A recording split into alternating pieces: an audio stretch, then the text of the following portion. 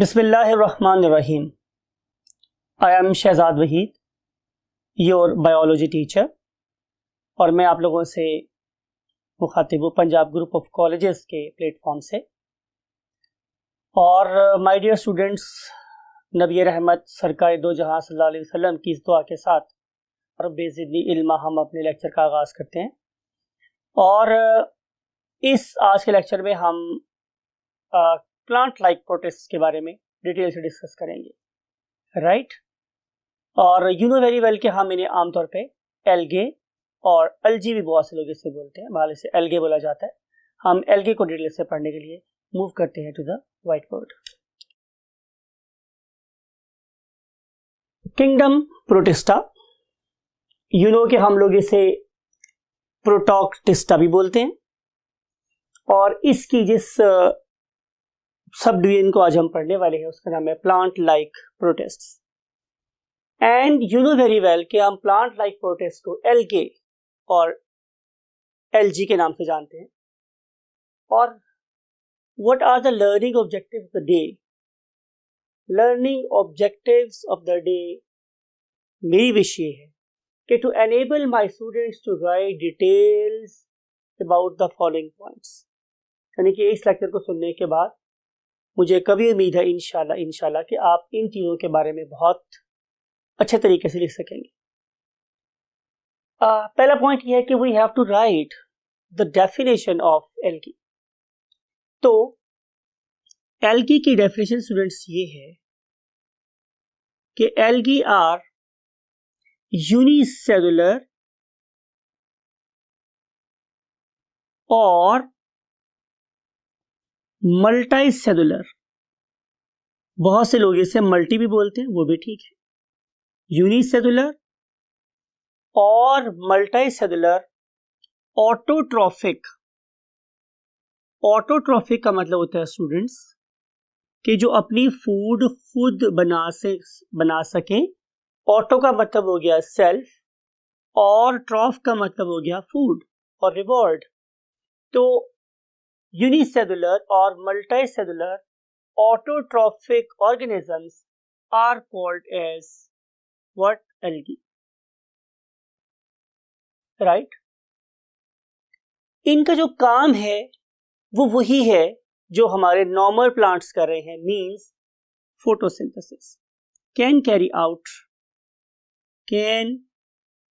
Carry out what? Photosynthesis. इसका मतलब ये हुआ स्टूडेंट्स कि ये रोशनी की मौजूदगी में सिंथेसिस कर सकते हैं अपनी फूड की। फोटो का मतलब हो गया लाइट, और सिंथेसिस का मतलब हो गया टू मेक। तो ये रोशनी की मदद से अपनी फूड को तैयार कर सकते हैं।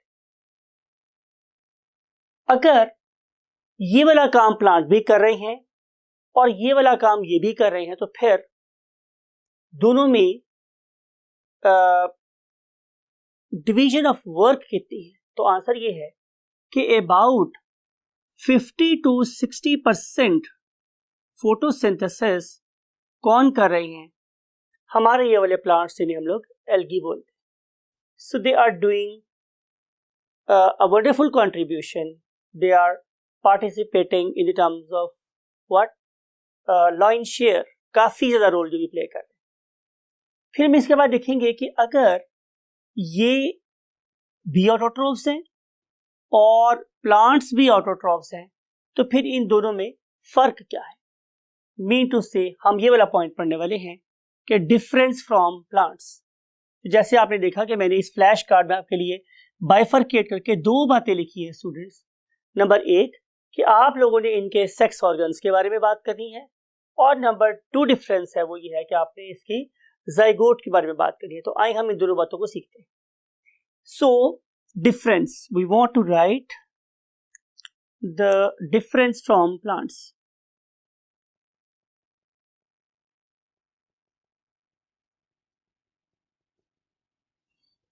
Difference from plants.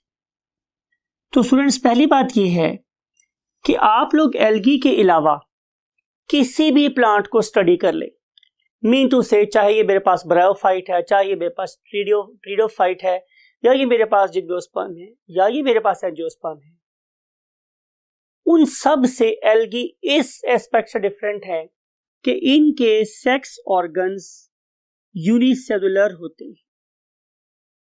Sex organs are unicellular.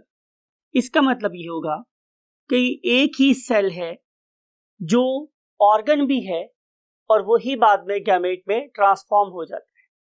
इसीलिए हमने बोला कि there sex organs are unicellular, means consisting of only one cell. और सेकंड डिफरेंस स्टूडेंट्स ये है, ये हमने गुड लगा दिया, यहाँ पे डिस्कस कर लिया हमने इसको, और अब हम जाइगोट के बारे में पढ़ने वाले, राइट.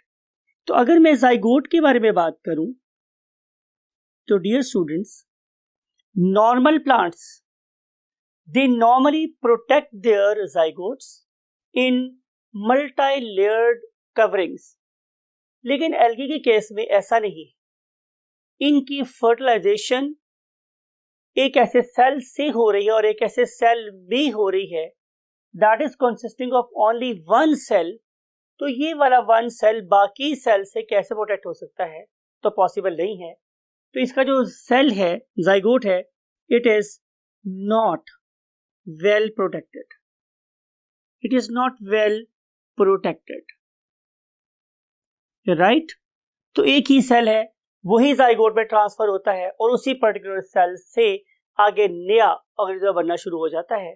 तो ये वो डिफरेंसेस है जो कि हमें नजर आते हैं ग्रुप एल्गी के from the other groups of the plants. Then we want to move to the next step, and next step is somewhere here, that is morphological diversity. We want to discuss its morphology. You know very well students कि morphology का मतलब होता है external appearance of the organism. External appearance of the organism is called as morphology. Right? तो अगर हम appearance wise बात करें स्टूडेंट्स, तो क्या पता चलेगा हमें कि एल्गी यूनिसेलुलर भी हो सकती है. राइट.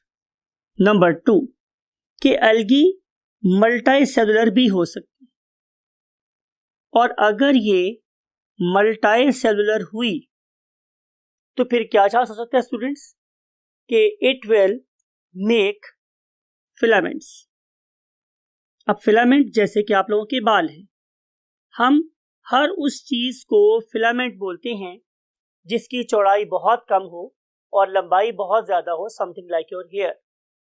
तो आमतौर पे जो एल्गी है वो फिलामेंट की फॉर्म में पाई जाती है. अब अगर मैं एक पर्टिकुलर फिलामेंट को आप लोगों के सामने ड्रॉ करूं तो उसके बारे में क्या पॉसिबिलिटीज हो सकती हैं, देखिए जरा. नंबर 1 पॉसिबिलिटी ये है कि ये जो मेरे पास फिलामेंट है, this one, it is divided into partitions. Right. अगर इस तरह का हो तो हम लोग इसे सेप्टेट फिलामेंट बोलते हैं और सेल्यूलेटेड फिलामेंट बोलते हैं. मींस कि ये एक ऐसा फिलामेंट है जो सेल्स के आपस में जुड़ने से बना हुआ है. और दूसरे टाइप का जो फिलामेंट होगा, दूसरी टाइप का फिलामेंट, उसे हम लोग नाम देते हैं सिनोसिटिक फिलामेंट. COENO, स्वेनो और सिनो, देन सिटिक, CYTIC फिलामेंट, सिनोसिटिक फिलामेंट. अब अगर आप इसको जरा गौर से देखें तो आप ये देखेंगे स्टूडेंट्स कि ये कोई लंबी सी ही चीज है ऐसी, लेकिन अब इसके अंदर हम लोगों को हरगिज पार्टीशन नजर नहीं आ रहे. ऑल्दो इसके अंदर हमें उतने ही न्यूक्लियाई नजर आ रहे हैं कि जितने न्यूक्लियाई हमें इस पार्टीशन्ड फिलामेंट में नजर आए थे. समथिंग लाइक इट कि यहाँ जैसे सेल्स हैं और हर सेल के अंदर अपना इंडिविजुअल क्या प्रेजेंट है, न्यूक्लियस. लेकिन इस वाले केस में all the nuclei are there but they are not separated from each other by means of cross walls. तो यहाँ ये जैसी क्रॉस वॉल बनी हुई है, ये क्रॉस वॉल, ये क्रॉस वॉल, ये वाली चीज हम लोगों को यहाँ नजर नहीं आती. तो इस किस्म के फिलामेंट को हम बोलते हैं व्हाट, सिनोसिटिक फिलामेंट. राइट. ऐसा भी हो सकता है कि ये जो मेरे पास फिलामेंट है वो किसी लीफ ब्लेड की तरह नजर आ जाए. राइट. ऐसा भी हो सकता है कि ये मुझे किसी फ्लैटेंड स्टेम की तरह से नजर आ जाए, राइट। तो इस वाले केस में जो फिलामेंट है वो वेरियस टाइप का हो सकता है, लेकिन जो इंपॉर्टेंट बात आपने गौर से समझनी स्टूडेंट वो ये है कि इनमें से आप किसी के बारे में ये नहीं कह सकते कि ये मेरे पास रूट है, ये मेरे पास स्टेम है, ये मेरे पास लीफ है। अगर आपके पास एक ऐसी प्लांट बॉडी है जो रूट, स्टेम और लीफ में डिफरेंशिएट नहीं हो सकती, उसे हम क्या नाम देते हैं स्टूडेंट्स? Thallus, right. तो हम यहाँ पे चलिए नेक्स्ट पेज पे चले जाते हैं। तो हम यहाँ पे वर्ड यूज करते हैं व्हाट? थैलस। तो आप लोगों को बेसिकली डिफाइन करना आना चाहिए द टर्म थैलस। तो आप लिखेंगे अ प्लांट बॉडी और a body that can not be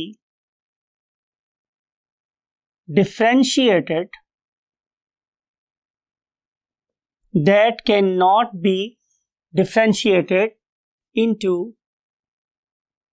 root, right, stem and leaf, उसे हम क्या बोलते हैं? थैलस। तो आपको एल्गी पूरी में कहीं ऐसी डिवीजन नजर नहीं आएगी, लिहाजा हम एल्गी की प्लांट बॉडी को क्या बोलेंगे students? Thallus, right. Again, plant body of the algae is called as thallus. Then we want to move to the next concept, and next concept is the pigments. Remember students कि मेरी हमेशा ये ख्वाहिश होती है कि मैं आप लोगों के बुक के पैटर्न को फॉलो करूं, बिकॉज के हमें आपको बुक पढ़ानी, हमें आपको इस काबिल बनाना है कि आप मैक्सिमम मार्क्स स्कोर कर सकते। तो पिगमेंट्स के लिहाज से स्टूडेंट्स आपने ये बात याद रखनी है कि इनके अंदर पाया जाता है chlorophyll A,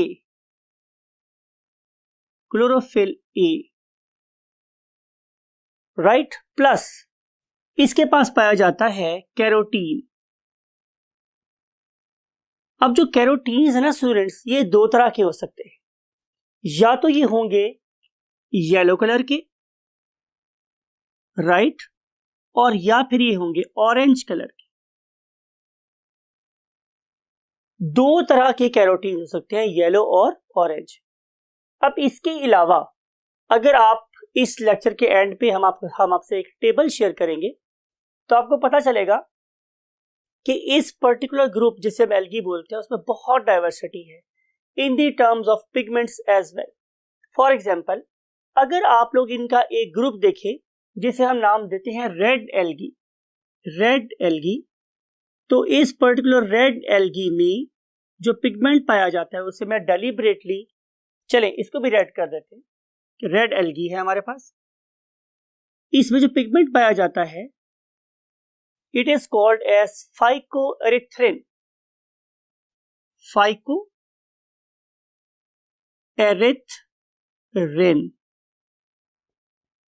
right? Whenever this particular pigment joins the cell, it imparts red color, right?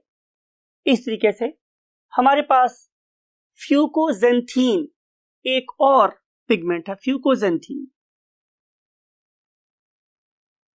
Right. इसके अलावा हमारे पास जेंथीन। तो ये डिफरेंट किस्म के पिगमेंट्स हैं कि जो डिफरेंट किस्म की कंपोजिशन में डिफरेंट किस्म के कलर्स इंपार्ट करेंगे। इसकी मिसाल ऐसा ही है जैसे कि तीन बेसिक कलर हैं, रेड, ग्रीन एंड ब्लू, और हम इन तीन डिफरेंट किस्म के बेसिक कलर को मिला के और कोई भी रंग बना सकते हैं। सिमिलरली ये डिफरेंट किस्म के हमारे पास क्या पॉसिबल कलर्स हैं, हम इनको मैच करके डिफरेंट वैरायटी के रंग बना सकते हैं in this particular what group of algae. Next we want to move on to the next point, और वो नेक्स्ट पॉइंट स्टूडेंट्स क्या है? लाइफ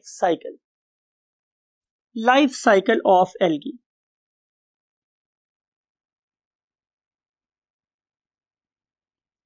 अब अगर हम इस एल्गी के लाइफ साइकिल को देखें स्टूडेंट्स, तो इसमें प्रीडोमिनेंटली मीन ज्यादा टाइम पे जो नंबर ऑफ क्रोमोसोम्स हैं वो कैसे रहते हैं? 1n। इसका मतलब ये हुआ कि इनमें प्रीडोमिनेंट लाइफ साइकिल हैप्लॉइड है। हैप्लॉइड, हाप्लॉइड भी बोलते हैं लोग, इसे means half set and normal set is usually 2n, so haploid means 1n। तो इस 1n वाले ऑर्गेनिज्म का लाइफ साइकिल बहुत ब्रीफ पीरियड ऑफ टाइम के लिए 2n होता है, और वो तभी होगा स्टूडेंट्स कि जब ये सेक्सुअल फेज से गुजरेंगे, इनके गैमेट्स आपस में मिलेंगे, तो उसके बाद जाहिर एक जाइगोट बनेगा, दैट विल बी 2n। लेकिन ये जाइगोट फिर after passing through meiosis 1n phase में कन्वर्ट हो जाएगा, राइट। तो प्रीडोमिनेंटली इसमें हैप्लॉइड लाइफ साइकिल होता है, और इसमें 2n होगा सिर्फ और सिर्फ at the time of what, zygote formation. जब सिर्फ जाइगोट होगा या जाइगोट बन चुका होगा तो ही ये 2n होगा, अदरवाइज ये 1n रहेगा। इसके बाद जो अगली बात इंपॉर्टेंट है वो ये कि इनके लाइफ साइकिल में कहीं ना कहीं हमारे पास मोटाइल सेल्स बनती। जाहिर है students, you know very well कि ये मोटाइल सेल्स वही हैं कि जिनका ताल्लुक रिप्रोडक्शन के साथ है, जिन्होंने एक मेल प्लांट से स्विम करके एक फीमेल प्लांट तक पहुंचना होगा। तो इसमें कहीं ना कहीं मोटाइल सेल्स जरूर बनते हैं, जिसको मैंने एक गुड के साइन से आप लोगों के सामने शो किया। But in this case again there is an exception. वो एक्सेप्शन क्या है आप लिख सकते हैं यहाँ पे, except the group called as rhodophyta, RHODO rhodo, PHYTA phyta. तो रोडोफाइटा मेरे पास वो वाला ग्रुप है कि जिसके अंदर यूनिसेलुलर सेल्स नहीं बनते, बाकी सब में मोटाइल यूनिसेलुलर सेल्स बनते हैं, जिन्हें कि हम लोग सेक्स सेल्स का नाम देते हैं। Then we want to discuss the next point, and next point is habitat. Habitat means students, क्या आपने डिस्कस किया था अभी, एड्रेस होता है, और एड्रेस के बारे में मैं आपसे डिस्कस ये करना चाह रहा हूँ कि इस वाले केस में चूंकि इनकी रिप्रोडक्शन एक सिंगल सेल मोटाइल सेल पर डिपेंड कर रही है, they should be found in vicinity of water और in the water. Vicinity of the water मेरे पास है कि जहां पानी की लहर आ जा सकती है, वहां पे कहीं होंगे, या फिर ये पानी के अंदर ही होंगे। अब आप ये देख लें कि हमने वर्ड यूज किया है कि वेट एनवायरनमेंट में होंगे ये। अब वेट एनवायरनमेंट में आपके पास क्या क्या हो सकता है, जाहिर है या तो ओशन होगा, ओशन, और समथिंग लाइक रिवर, और something like lake, something like pond, right. So ये वो चीजें हैं, समथिंग लाइक डैम। अब अगर हमारी इन्वायरमेंट में मॉइस्चर का लेवल बहुत ज्यादा हो गया, जैसे कि बरसात का मौसम होता है, तो उस वाले केस में ये ट्री ट्रंक्स पे भी ग्रो कर सकते हैं। ट्री ट्रंक्स यानी कि दरख्तों की जो तने हैं उनके ऊपर भी ये ग्रो कर सकते हैं। ऐसे रॉक्स पे भी ग्रो कर सकते हैं कि जिनके ऊपर थोड़ा बहुत मॉइस्चर का एलिमेंट हमेशा रहता हो। तो ये वो जगह है जहाँ पे आप लोगों ने अगर मुलाकात करनी हो तो आप जाके एलडी से मिल सकते हैं। और आज की इस लेक्चर की आखिरी बात जो हम डिस्कस करने वाले हैं वो है इसका टेबल, राइट। और इस पर्पस के लिए आप इस टेबल को देखें। जी स्टूडेंट्स, आप ये सारी क्लासेस की जो डिटेल्स हैं वो जाहिर है हम लोग वन बाय वन करके नेक्स्ट लेक्चर्स में लेंगे। Till that time take very good care of yourself and again open your eyes. मैं हमेशा बोलता हूँ, और हर पिगमेंट, हर क्लास के पिगमेंट के साथ याद करें, प्लस आपने एग्जांपल्स ऑफ एवरी क्लास जरूर याद रखती हैं, because you know every mark matters for your future. Till that time, अल्लाह हाफिज। अस्सलाम वालेकुम my dear students, let's move to the very first class called as euglenoids. हम बात कर रहे हैं यूग्लिनॉइड्स की, और उस पर हम डिस्कस कर रहे हैं किसको, यूग्लिना को। तो मैंने आपसे लास्ट टाइम डिस्कस यही किया था स्टूडेंट्स कि यूग्लिना वो वाला यूग्लिना पर्टिकुलरली कि जो सनलाइट के अंदर ग्रो करता है, ये बाय बर्थ ऑटोट्रॉफ होता है। मैं उस यूग्लिना की बात कर रहा हूं कि जो सनलाइट में ग्रो कर रहा है वो ऑटोट्रॉफ होता है। लेकिन आपको याद है मैंने ये बोला था कि अगर मैं इसे थोड़ा सा हीट कर दूं या मैं इसे डार्क में प्लेस कर दूं, डार्कनेस पे प्लेस कर दूं, तो फिर इसकी एबिलिटी ये थी कि इट लॉस और इट लूजेस इट्स पिगमेंट्स, ये अपने पिगमेंट को ख़त्म कर देता है या लॉस कर देता है। अब इसकी ये एबिलिटी कि वो फोटोसिंथेसिस कर सके ख़त्म हो गई। तो उसके बाद मैंने ये बोला था, आपको याद होगा स्टूडेंट्स, कि अब इसकी जो न्यूट्रिशन थी, मींस फीडिंग का जो स्टाइल था, वो कैसा हो गया था, याद है आपको? Yes, it was holozoic. ये अब अपनी सराउंडिंग में प्रेजेंट पार्टिकल्स को इंजेस्ट कर सकता था लाइक एनिमल्स। जंग इस बात की थी कि ये वाला यूग्लिना प्लांट है या एनिमल, राइट। तो हमने ये देखा स्टूडेंट्स कि इन्हीं यूग्लिना में से बहुत से ऐसे यूग्लिना भी हैं जो डार्कनेस में ग्रो करते हैं, और अगर वो डार्कनेस में ग्रो कर रहे हैं तो फिर वो हमेशा कलरलेस होते हैं।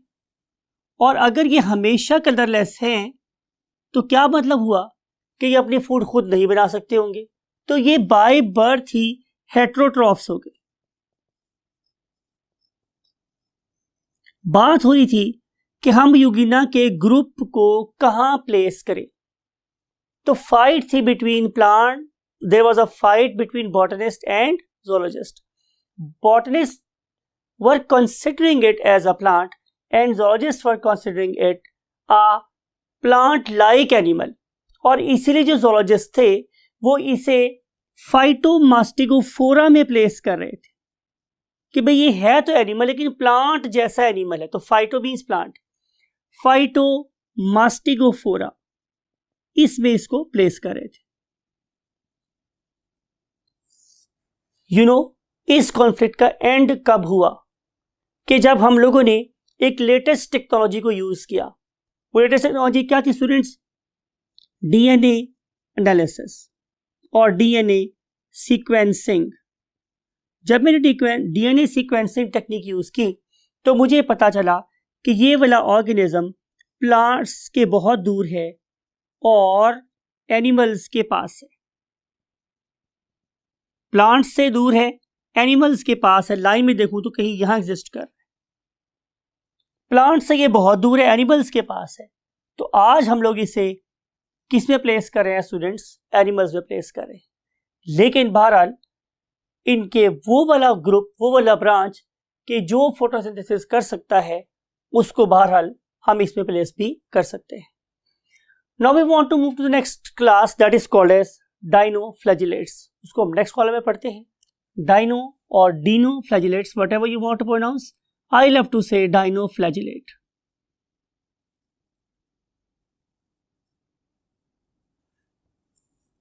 आप लोगों को याद होगा स्टूडेंट्स के लास्ट टेबल में हमने ये बात पढ़ी थी कि जो डाइनोफ्लैजिलेट्स हैं उनकी दो बड़ी बहुत ही इंपॉर्टेंट एग्जाम्पल थी। उनमें से एक का नाम था गोनिओलक्स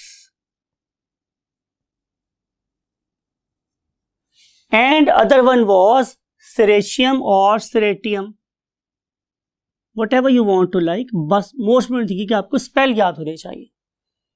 अब ये जो दोनों जो मेरे पास ऑर्गेनिजम्स हैं, इनमें कॉमन क्या है स्टूडेंट्स के? दोनों ही यूनिसेलुलर हैं, बोथ आर यूनिसेलुलर। और अगली बात ये कि दोनों ही शेल्ड ऑर्गेनिजम्स, इनके बाहर शेल प्रेजेंट है। और अगर आप इसको ड्रॉ करके देखें तो आपको नजर आएगा कि इसके अंदर इस तरह के 3 पार्ट्स हैं शेल के, समथिंग लाइक इट। ये पार्ट 1 है फॉर एग्जांपल, ये उसका पार्ट 2 है और ये उसका पार्ट 3 है। ये कुछ प्लेट्स हैं जो आपस में अंदर से लॉक हैं। जैसे आप मोबाइल को देखते हैं, जिन मोबाइल में पेस्ट नहीं लगे होते, तो क्लिप्स लगे होते हैं अंदर वाली साइड से ही बंद होने वाले, तो इस तरीके से आप उन्हें बोल सकते हैं कि अंदर वाली साइड से बंद है। तो हम इन्हें बोलेंगे कि these particular shells are interlocked, आपस में जुड़े हुए हैं फ्रॉम द इनसाइड। और इसके ऊपर 2 फ्लैजेला ग्रो करते हैं। एक वो फ्लैजेला है जो इसकी बेस पे अटैच है, इसे हम नाम देते हैं students what? Longitudinal flagella. Longitudinal flagella. और एक जो दूसरा फ्लैजेलम है वो इस पॉइंट से ओरिजिनेट कर रहा है, इस पॉइंट से, समथिंग लाइक इट। तो हम लोग इसे नाम देते हैं ट्रांसवर्स फ्लैजेला। ट्रांसवर्स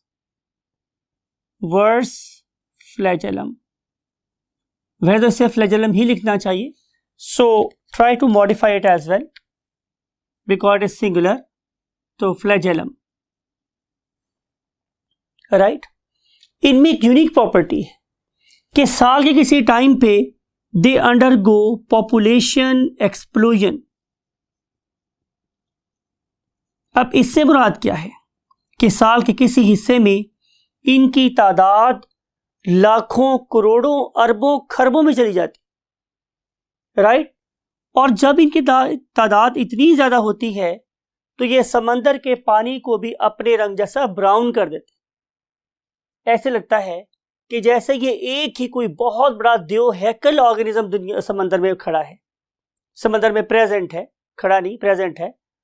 तो इनके मिलने से जो इंप्रेशन जाता है उसे हम बोलते हैं what, red tide. Red tide, लगता है कि पूरी की पूरी जो लहर है, जो अगली बात बड़ी इंपॉर्टेंट है स्टूडेंट्स, ये बायोलुमिनस होते। बायोलुमिनस का मतलब यह है कि ये दिन के टाइम पे रोशनी एब्जॉर्ब कर सकते हैं और रात के टाइम पे ये सरफेस के ऊपर हमें चमकते हुए नजर आते हैं। और इसकी रीजन है इसके अंदर presence of content of phosphorus. हमारी थर्ड क्लास है हमारे पास, डाई एटम्स और डायटॉम्स भी बोलते हैं इसे। अब मैं इसे डायटम्स किस लिए बोल रहा हूं, समझाने के लिए कि डाई का मतलब होता है स्टूडेंट्स टू, और यहां पे हमारे एटम से मुराद है शेल्स। तो ये ऐसे एल्गे हैं स्टूडेंट्स कि जिनका कलर गोल्डन ब्राउन होता है। I am talking about their pigments. और अगर आप लोग इनकी अपीयरेंस की बात करें तो ये glassy in appearance, glassy. Common sense, ये ग्लासी क्यों है, बिकॉज के इनके अंदर सिलिका डिपॉजिट होता है, और जहां की भी आपको पता है सिलिका डिपॉजिट होगा वहां पे अपीयरेंस कैसी हो जाएगी, ग्लासी। सबसे खूबसूरत बात इनके बारे में स्टूडेंट्स क्या है कि जब नेचर इसमें सिलिका को डिपॉजिट करवा रही होती है तो इनके अंदर एक खूबसूरत सिमेट्री पाई जाती है, यानी कि वो एक इंट्रिकेटेड पैटर्न बनाएंगे, बहुत खूबसूरत सिमेट्रिकल पैटर्न। और अगर आप इस पैटर्न को टॉप से देखें तो भी आपको सिमेट्री नजर आएगी, और अगर आप इसे लेटरल व्यू से देखें तो भी आपको सिमेट्री नजर आएगी। मीन टू से it is something like a pair of petri plate. आपको याद है, आपने यूज की हुई पेट्री प्लेट डेफिनेटली, तो एक छोटी पेट्री प्लेट होती है स्टूडेंट्स, ये वाली, और इसके ऊपर एक और पेट्री प्लेट जिसका साइज इससे बड़ा होता है, that acts as a lid, जो लिड के तौर पे काम करती है, वो इसके ऊपर कवर कर लेती है, समथिंग लाइक इट, राइट। तो ये एक पेयर बन गया पेट्री प्लेट का, छोटी और बड़ी। बिल्कुल ऐसा ही पेयर शेल्स का नजर आता है हमें डायटॉम्स के अंदर। एक शेल बड़े साइज का होता है और एक शेल छोटे साइज का होता है। चाहे आप इस पर्टिकुलर ऑर्गेनिज्म को साइड वाले व्यू से देखें, या अगर मैं इस पेट्री प्लेट के सेंस में बात करूं तो या फिर आप लोग इसे बिल्कुल टॉप से देख रहे हूं, वट एवर, आपको बहुत खूबसूरत पैटर्न बनता हुआ नजर आता है इन ऑर्गेनिजम्स के अंदर। और चूंकि ये ग्लासी है तो सारे ट्रांसपेरेंट भी होंगे। अगली बात, अगर मैं बात करूं स्टूडेंट्स इनके रोल की, तो रोल इनका बहुत ही सुपर्ब, यानी कि they play a very very important role in photosynthesis, right. और इसके अलावा इनका water means aquatic food chain में शायद वही रोल है कि जो हमारी ग्रास का हमारे मैदानी इलाकों में होता है। ग्रास भी आपको पता है कि मिकदार में बहुत ज़्यादा होती है, और ये डायटॉम्स भी समंदर में इतनी ही मिकदार में पाए जाते हैं, और ये बहुत से अदर ऑर्गेनिजम्स का क्या है, फूड का सोर्स है, राइट स्टूडेंट्स। तो यह इनका फोटोसिंथेटिक रोल। अगर मैं इनकी नंबर ऑफ स्पीशीज की बात करूं तो मेरे पास टेंस ऑफ थाउजेंड्स मीन्स कि इसकी मेरे पास काफ़ी ज़्यादा स्पीशीज पाई जाती है। मैंने टेंस ऑफ थाउजेंड्स लिखा है यहाँ पे, यानी कि काफ़ी ज़्यादा अमाउंट में काफ़ी ज़्यादा टाइप्स के ये ऑर्गेनिज्म मेरे पास पाए जाते हैं। फिर अगर मैं बात करूँ सारे स्टूडेंट्स हैबिटेट की, तो हैबिटेट इसके दो हैं, यानी कि ये फ्रेश भी हो सकते हैं और मेरीन भी हो सकते हैं। फ्रेश वाटर में भी ये पाए जाते हैं और मेरीन में भी पाए जाते हैं, बट प्रीडोमिनेटली ये मेरीन वाटर में पाए जाते हैं, राइट। अगर आप इनको देखना चाहते हैं तो आप किसी ऐसे इलाके में जाएं जिसे हम इंटरटाइडल जोन बोलते हैं, मीन कि जहाँ पे समंदर और खुश्की आपस में मिल रही है, तो वहाँ पे आपको पत्थर नजर आएंगे। उनमें से आप किसी ऐसे पत्थर का इंतखाब करें जो कि ब्राउन इन कलर है, आप उसे लैब में लेकर आएँ। लैब में लाने के बाद आप लोग उसको ब्रश से साफ करें और ब्रश से साफ करके आपने पत्थर को फेंक देना है। जो वाटर सस्पेंशन बन गया हमारे पास, आपने उसको यूज करना है। फिर डिफरेंट प्रोसेसेस इस्तेमाल होते हैं। भाई उन प्रोसेसेस के बाद मैं उस पर्टिकुलर ब्राउन वाटर को अगर ऑब्जर्व करूंगा तो उसमें मुझे ये वाले ऑर्गेनिज्म नजर आएंगे, जिन्हें कि आप इस एनिमेशन में बहुत खूबसूरत तरीके से हिलता हुआ चलता हुआ देख सकते हैं। जहां तक बात है स्टूडेंट्स इनकी लोकोमोशन की, तो इनके पास कोई ऑर्गन ऑफ लोकोमोशन नहीं है, but still they can rotate and they can flex. ये अपनी बॉडी को थोड़ा बहुत बेंड भी कर सकते हैं और इस फ्लेक्सिव मूवमेंट के साथ ये one place to other place move कर सकते हैं, राइट स्टूडेंट्स। अगर लास्ट हम बात करें स्टूडेंट की रिप्रोडक्शन की, तो रिप्रोडक्शन में ये दो किस्म की रिप्रोडक्शन शो करते हैं। One of them is called as asexual reproduction, और उसमें आमतौर पे ऐसे होता है कि बड़े शेल के अंदर एक छोटा शेल और छोटे शेल के अंदर एक और छोटा शेल बनना शुरू हो जाता है। लिहाजा छोटा सेल आहिस्ता आहिस्ता आहिस्ता आहिस्ता अपना साइज लूज करना शुरू कर देता है, राइट स्टूडेंट्स। अब ये छोटा वाला शेल का जो पार्ट है वो इवेंचुअली क्या करेगा, वो इवेंचुअली मेरे पास बन जाएगा एक गैमीट। अब जब इस तरह के दो डिफरेंट गैमीट आपस में मिलेंगे तो वो बनाएंगे एक जाइगोट। अब ये जो जाइगोट है ये एक नए स्पोर में कन्वर्ट होगा। I am talking about it's sexual reproduction, right. तो सेक्सुअल रिप्रोडक्शन में बनता है ऑक्सोस्पोर, और ये जो ऑक्सोस्पोर है इसके बाहर किसी किस्म का कोई कवर नहीं होता, इसीलिए हम इस ऑक्सोस्पोर वाली स्टेज को ऑर्गेनिज्म की नेकेड स्टेज का नाम भी देते हैं। At that time it is more susceptible to its, you can say, predator. These are the few informations regarding what these three classes, और that's it for today. इसकी बाकी 3 क्लासेस के साथ हम आपसे कल मुलाकात करेंगे। Till that time, take very good care of yourself and your great parents. Be a very good human. हमारी कौम में जिस चीज़ की बहुत ज़्यादा कमी है वो इंसानियत है, और मेरी ख्वाहिश ये है कि मेरे से पढ़े हुए जो तालिब इल्म हैं वो अच्छे तालिब इल्म तो हों ही, वो बहुत अच्छे इंसान साबित हों। I wish I could see you a very great human being. अल्लाह हाफिज़।